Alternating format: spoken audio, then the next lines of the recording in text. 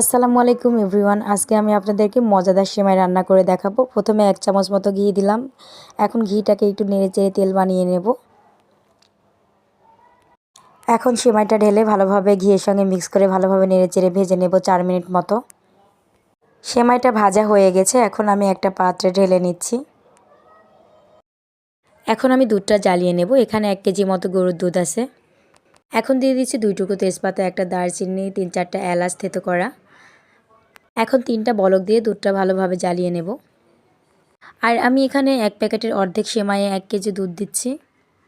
যতটুকু মিষ্টি করব সেই অনুযায়ী চিনি দিয়ে দিলাম। এখন চিনিটা ভালোভাবে নেড়েচেড়ে নিচ্ছি। দুধটা ভালোভাবে জ্বালানো হয়ে গেছে। এখন আমি ছিটিয়ে দিচ্ছি কাঠবাদাম, কাজু বাদাম। এখন আমি সেমাইয়ের মধ্যে দুধটা ঢেলে দিচ্ছি। ভালোভাবে নেড়েচেড়ে নেব। আবারও একটু দুধ ঢেলে দিচ্ছি। এভাবে একটু একটু করে দুধ ঢেলে সেমাইটা ভিজিয়ে নেব। তো কেমন হয়েছে রেসিপিটা কমেন্টের মাধ্যমে জানাবেন।